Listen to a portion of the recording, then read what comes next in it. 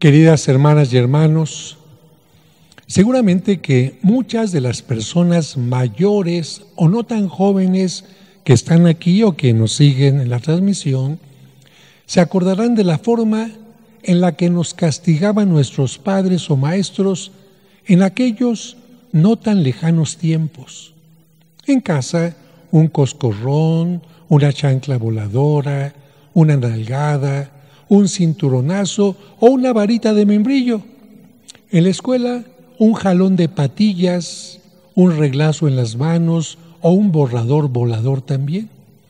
Ciertamente que no eran las maneras más adecuadas para corregirnos, pero no tenían la intención nuestros padres ni nuestros maestros de hacernos bullying, sino su intención era hacer una corrección. Detrás de cada uno de esos momentos que actualmente vemos como no correctos o violentos, había especialmente en casa la preocupación de nuestros padres por hacernos personas de bien. Con los métodos pasados o los actuales, se han puesto a pensar qué hubiera sido de nuestra vida si nuestros padres o educadores no nos hubieran corregido ante las faltas, errores o desvíos del bien. Seguramente hubiéramos terminado mal. Por eso, hasta el día de hoy, una de las obras de misericordia que enseña Cristo es corregir al que está equivocado. Ciertamente, ante una corrección no goza el que ha actuado mal, pero tampoco goza el que se ve en la penosa tarea de corregir, sobre todo si el que se ha equivocado se empecina en su error. A ningún hijo le gusta que lo corrijan. Se molesta por ello, pero por eso les digo muchas veces a los niños la fórmula mágica para que no los regañen, para que no les llamen la atención, para que no los castiguen, es pórtate bien y haz las cosas bien. Pero si a ningún niño le gusta que lo estén corrigiendo, tampoco es agradable para los papás estarlo haciendo y regañando y castigando. Y sin embargo, lo tienen que hacer por el bien de sus hijos o de sus educandos. Lo mismo le sucede a Dios. Él quiere lo mejor para nosotros y por eso le preocupa y le ocupa cuando nos alejamos del bien. Esto lo podemos ver en muchas partes de la Biblia. El pueblo de Dios se aleja de Él y cae en el pecado, y Dios lo tiene que corregir para que no termine perdiéndose y destruyéndose. En ocasiones, como en casa o en la escuela, la corrección o llamada de atención es leve, pero en otras, cuando la situación lo amerita, lo tiene que hacer Dios en forma más fuerte. Hoy la primera lectura y el Salmo nos recuerdan uno de esos momentos fuertes. El pueblo había caído en injusticia, maldad e idolatría, y para darle un correctivo, Dios permitió que fuera invadido por los babilonios, que los invasores destruyeran Jerusalén, la gran ciudad, su muralla y su templo, y que bajo las órdenes de Nabucodonosor el pueblo fuera llevado a Babilonia, donde no tendría ni templo ni todos los beneficios de los que gozaban en Jerusalén. Y Dios no se equivocó. Con esta acción, Dios hizo que ellos recapacitaran. Y gracias a esta acción, al exilio, al cautiverio, el pueblo pudo valorar lo que no había valorado antes: su ciudad, su tierra, su templo, el bienestar y la justicia en el pueblo, la libertad y sobre todo a Dios. Pero el castigo funcionó. Incluso lo vemos nosotros reflejado en esta ópera de Giuseppe Verdi que se llama Nabucodonosor. No, está muy largo el título, le dijeron a Verdi, ponle Nabucco, y así se llama la ópera. ¿Y de qué habla esta ópera? De este momento, cuando el pueblo está en Babilonia bajo las órdenes de Nabucodonosor y están acordándose de Jerusalén. Si fueran mexicanos estarían cantando: qué lejos estoy del suelo donde he nacido.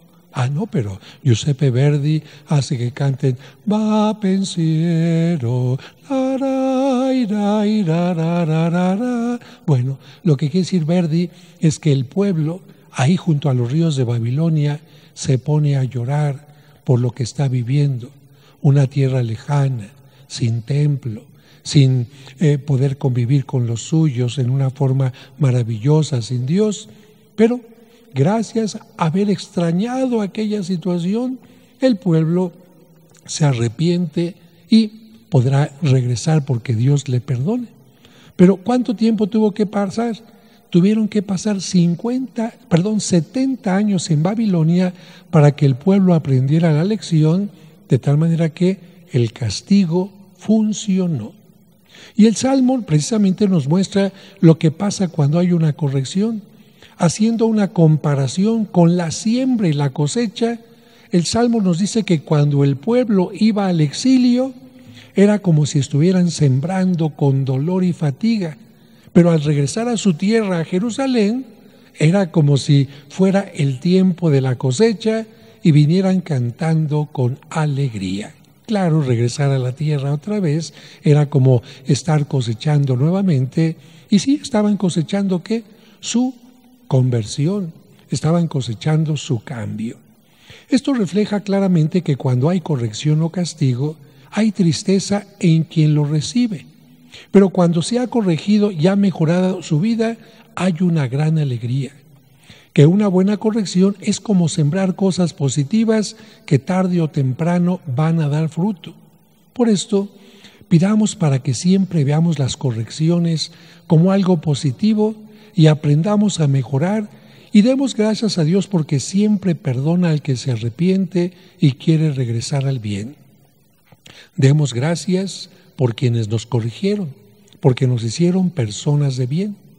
Pidamos también por todos aquellos padres o educadores que, por no corregir a tiempo, han permitido que los niños, jóvenes o adultos se alejen del bien y terminen en la delincuencia y en caminos destructivos para ellos y para el prójimo.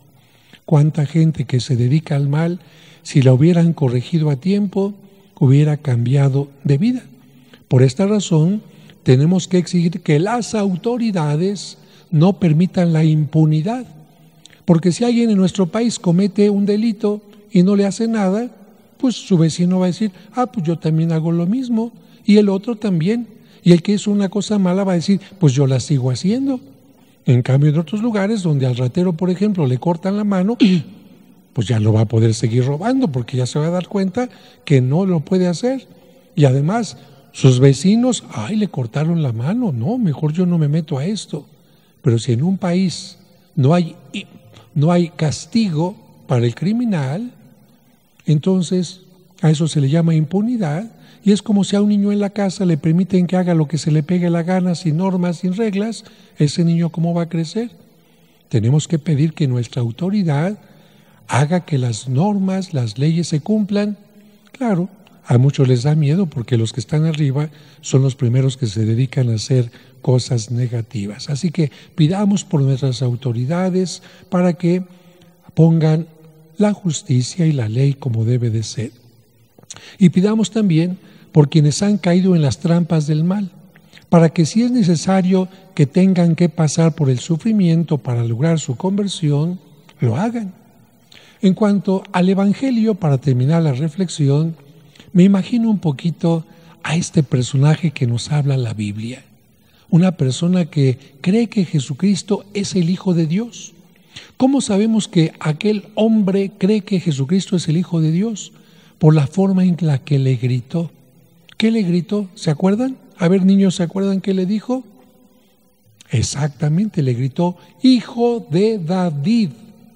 Y las profecías decían que el Mesías tendría que ser de la descendencia del rey David. Así que si alguien en tiempo de Cristo le gritaba a alguien, Hijo de David, significaba, yo creo que tú eres el Mesías. Todo el mundo sabía que el padre en esta tierra de Jesús era José, pero si este ciego le grita, Hijo de David, lo está reconociendo como el Mesías. Jesús se encuentra con un ciego que estaba al borde del camino. ¿Qué le grita aquel hombre? Jesús, ten compasión de mí. Los que iban con Cristo regañan al hombre, cállate, cállate. Pero Cristo se detiene y le dice, a ver, llámenlo. ¿Quién es este hombre? ¿A quién representa? Bartimeo es el hombre del siglo I, del tiempo de Cristo, pero también del siglo XXI. ¿Por qué digo esto? Porque uno y otro, sentados al borde del camino, tenemos la necesidad de una luz que le dé sentido a su vida. ¿Qué es lo que busca el ciego? Una luz. ¿Cuánta gente en nuestro tiempo sigue buscando una luz para entender lo que es la vida, para saber lo que es correcto? Bartimeo es el hombre de todos los tiempos que en su búsqueda de Dios escucha, por una parte, voces que lo alientan a seguir buscando, como en el Evangelio, que le dicen, ánimo, el Señor te llama. Pero también Bartimeo escucha otras voces que le dicen, no busques esa luz, ya cállate. Todo el tiempo tenemos nosotros gente que nos alienta o gente que hace que nos callemos. Sin embargo, ante las voces que animan y las voces que desalientan, Bartimeo es el hombre que sabe escuchar y distinguir en el ajetreo del mundo los pasos de Jesús el Salvador. Nos dice esto que quien quiere encontrar a Jesús es capaz de encontrarlo, escuchar sus pasos, sentir sus huellas, sentir que está cerca de nosotros. Bartimeo es el hombre que no duda en soltar el manto, nos dice el Evangelio que saltó y soltó el manto de las falsas seguridades, de las cosas secundarias y superfluas, para acercarse a lo más importante. Seguramente el manto de aquel ciego era importante, pero ¿qué sería más importante? Obtener la luz, acercarse a Jesús, desprenderse de lo que nos estorba. Bartimeo es el hombre que está dispuesto a dar un salto de fe para poner toda su confianza en Jesús. Es también alguien que escucha lo que le dice Jesús. ¿Qué quieres que haga por ti? ¿Qué es lo que quieres que haga por ti? Y Bartimeo evidentemente le dice, maestro, que pueda ver. Pero al mismo tiempo pone todo lo que está de su parte. No solamente pide, sino también le da a Jesús toda su fe, y Jesús, con toda la fe que pone Bartimeo en él, le da la vista. Y digo esto porque a veces nosotros le pedimos a Jesús mucho, pero ponemos una poquita fe en él. Preferimos poner la fe en el tarot, en los brujos de Catemaco, en las brujerías del mercado Sonora, en quién sabe qué. No, hay que hacer como Bartimeo, poner toda nuestra fe en él para que él nos diga, tu fe te ha salvado. Y pidamos al Señor especialmente que así como Bartimeo, cuando recibió la luz de Jesús, entendió que tenía que seguirlo, no dejó de seguirlo. Fíjense qué distinto a muchas personas que piden un favor y después de que han recibido el favor ya no se acuerdan de quién se los dio. Hay personas que incluso le piden a Dios una gracia, Dios se las concede y no se vuelven a acercar hasta que vuelven a estar en un problema y uno dice, eso no es ser verdaderamente agradecidos. Y a quienes no somos ciegos de los ojos, pidamos que Dios nos haga no ciegos ante el sufrimiento y las necesidades de los demás.